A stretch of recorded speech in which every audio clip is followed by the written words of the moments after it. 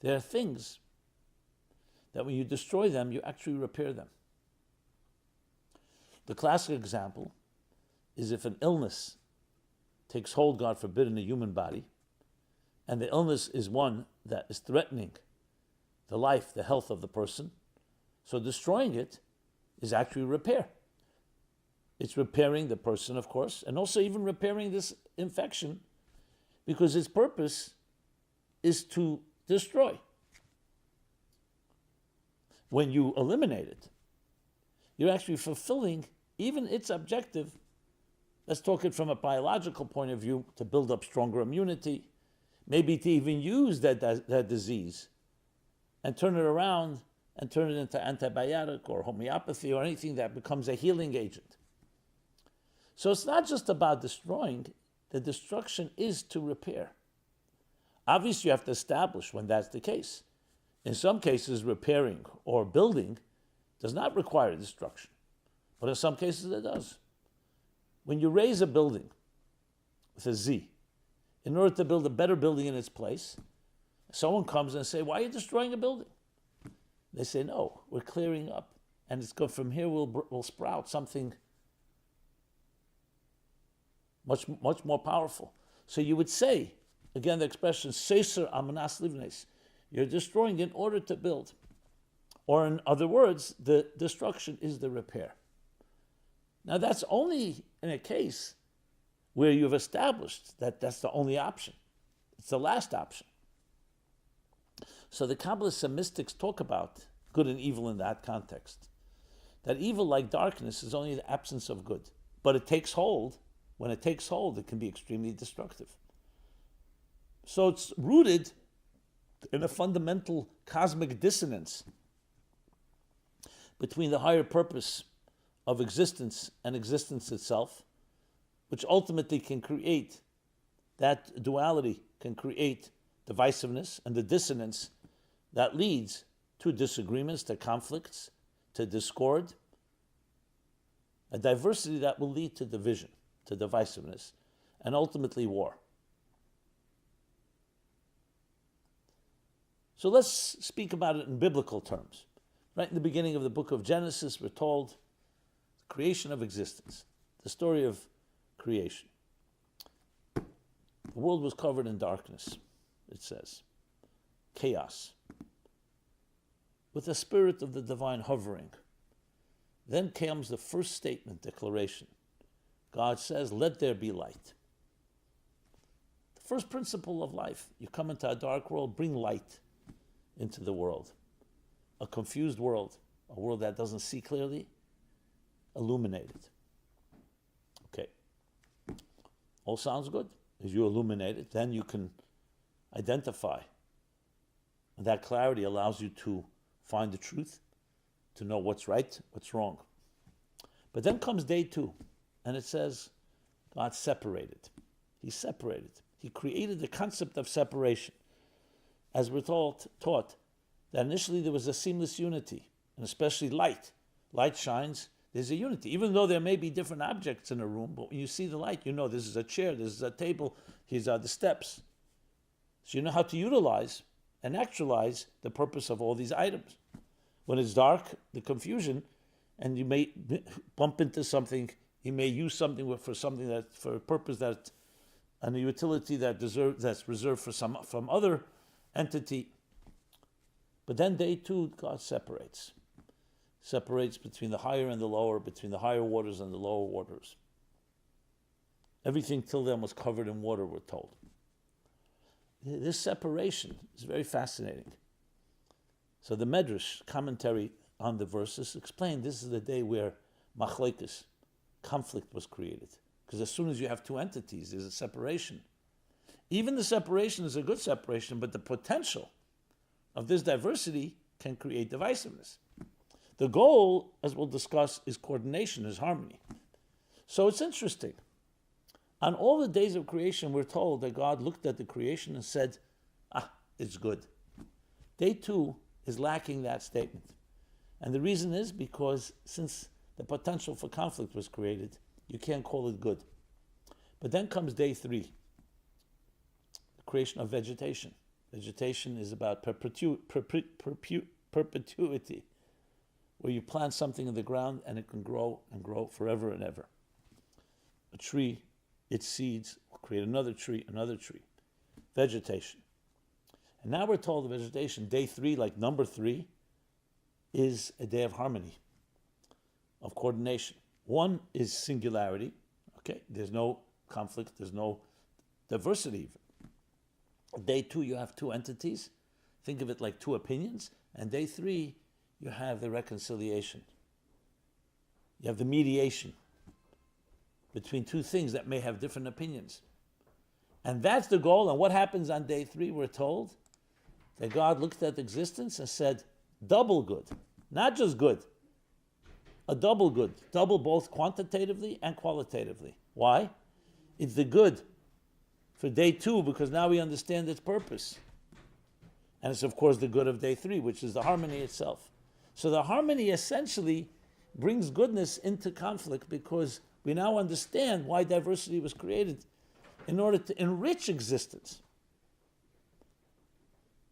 Again, in Kabbalistic terminology, mystical terminology, you have chesed, gvura, teferet. Chesed is the singular's love. Gvura is division. Division, good division, diversity, distinction. But you still have the potential that distinction can cause discord. Comes day 3 and coordinates and creates what is called in this language hiskalulus, interconnectivity. Look at the human body. We have close to 75 trillion cells. So many different systems. In a healthy body, they all work together. But when they don't, it can create tremendous chaos and havoc. Think of the musical notes in a musical composition. In the wrong order, it's just a noise, it's just annoying. In the right combination, music, beautiful music, piece of art. Beauty is harmony within diversity. Or shalom, which is peace. In Hebrew, shalom also means complete. Peace is not just the absence of war. Peace is a whole new entity. It's taking different forces and bringing them together and creating a synergy that's more than the sum of the parts. So then we go back to the idea where destruction is its repair. Because if it's a destructive force, an infection affecting the body, a human being or a group of people threatening, harming other people, not just threatening to harm, but actually harming. So for the good of the organism, last resort, you need to eliminate it. Not because we want to eliminate anything, not because we want destruction, but it's actually the only way to repair. And hence war becomes peace. War becomes the only way to peace. Now, of course, there's the option. If you can not destroy the infection, you can heal it. Or you can actually transform it into becoming an ally. Then by all means. That's why I say last resort. Now, I understand that people will say, well, this argument could be made in both directions if everyone has their grievances. But I think when you sit down and you look at the details, you go back to the root, you can pretty much clarify, especially for people who have some intelligence, of what is right and what is wrong. This doesn't mean that everybody's perfect, but there are certain principles that we can consider right and wrong. You can also justify Nazi ideology. You can find all kinds of explanations, as they did. They rationalized it that the Jewish people were like an infection. That's how it was explained. And eliminating the infection is good for the Aryan and good for the globe, for the universe. I don't want to even repeat, God forbid, what these people said. So this is the case on a personal level and a collective level. And it's critical to know because this is not about being violent, being aggressive, hurting anyone. It's actually about bringing peace. And the interesting thing, it brings peace also to the people who you had to destroy. That's the key. It's not that you won and you eliminated. When finally Germany and Japan surrendered, unconditional surrender, after much destruction, not only was peace created, these two nations today are superpowers, have risen, are allies with the allies, with who 80 years ago they were fighting a blood war. that cost tens of millions of people's lives. So what happened at the end? Was it destruction or was it construction? War became peace and created a more peaceful world. Now, would we have preferred that it happen without all that loss? Of course. But it wasn't meant to be. For whatever reason. And the same is true when we're dealing with today. And that's what, when people go to battle, and they know this in their moral conviction, they know, I'm not here to kill anyone. I'm here to bring peace to the world. You forced me into a situation due to different actions. I'm not getting now into those that justify that behavior that led to this war. It's a different discussion and we've had it. I'm talking about once you understand that, yes, you may have grievances, but there are certain things you just don't do. Yes, there are lines in this world, both in your family, in your community, and also among nations. And no propaganda and no brainwashing and no alternative narratives that obfuscate intentionally and to deliberately exclude certain points are going to make a difference. That's how we clear-headed people try to think. And I understand I can be accused of being as subjective as anyone else. So be it. But I share. I share as I understand it. And yes, at times war becomes peace. And the opposite is also true. If you try to not eliminate and not go to war with something that should be destroyed in order to bring peace, then you're not bringing peace. You may be comfortable. It may look good. You may feel good for a little while, but it's like not attacking an infection in the body. There's no way that is going to stay that way. It will get worse. And then it'll be a lot harder to deal with afterwards. So it's not that there's like two options. It's the only way. So you can go further and say not just when war is peace, when the only way to peace is through war. Again, I don't like the word war. I don't even like to say it. But that's why we need to have this context.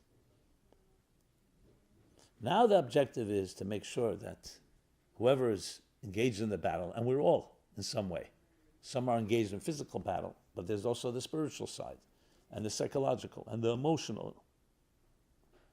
All of us should have that moral.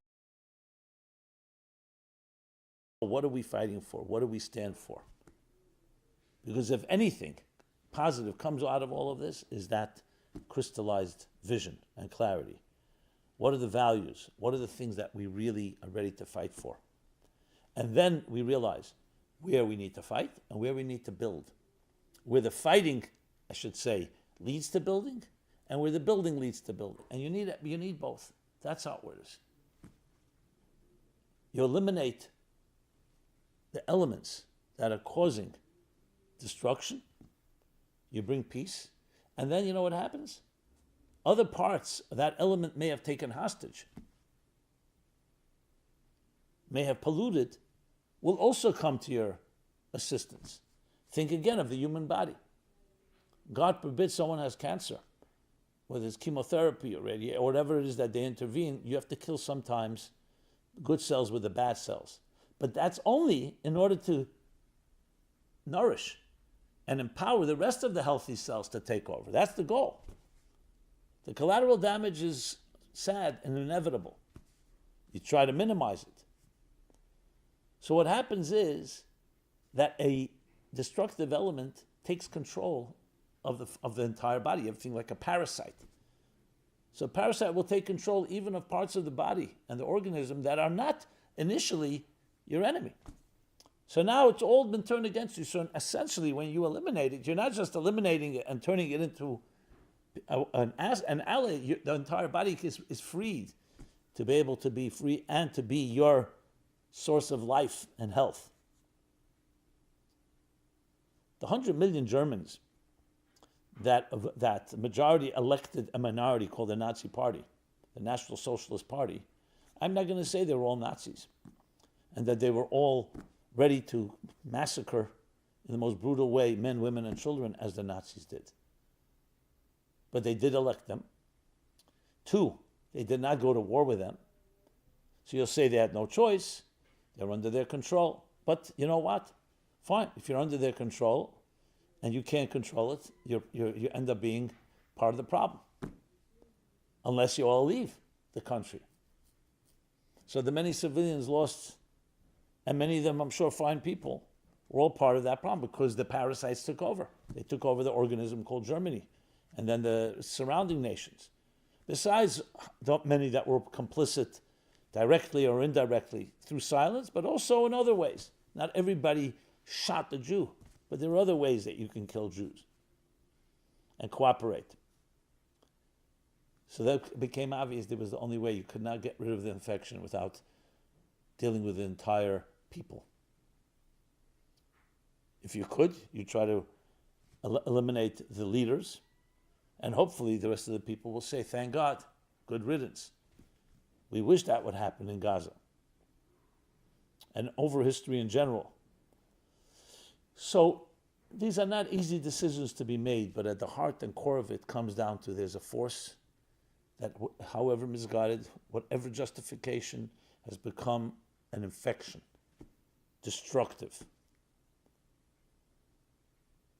And then war is peace. Then eliminating a disease is the healthiest thing you can do. And we still cry. We still cry when you need to surgically remove it or eliminate in some other way, that we had to come to this point. Because our goal is not destruction, our goal is building. I have no doubt that if we do the right thing and have the strength and the courage to understand when war is peace and when the opposite is also true, when peace could be war, that we will finally prevail, as we always have. And we will usher in a world where there will be no longer war and no longer avarice and no longer conflict, but rather harmony within diversity. No more evil and destruction, because the world that will be filled with divine knowledge as the waters cover the sea. And the seamlessness that we spoke about in day 1 will permeate day 2 and day 3 and the rest of the days, because we shall see that harmony within diversity, how the different forces all work together and actually enrich and create something far more beautiful, a more beautiful tapestry, a more beautiful cosmic symphony than any individual could create on his or her own. May it be quickly, speedily, and painlessly. God bless you. Be well, be healthy. This has been Simon Jacobson, meaningfullife.com. We have a special section that's continuously being updated with events fighting the spiritual war today, which is a historic wake-up call, as I've been speaking about. Please check it out. Subscribe to our growing YouTube channel. Share, comment. Love to hear your feedback, your thoughts, your comments, your suggestions. Be blessed and be well. Thank you. This program is brought to you by the Meaningful Life Center. Please help us continue our programs. Make even a small contribution at meaningfullife.com/donate.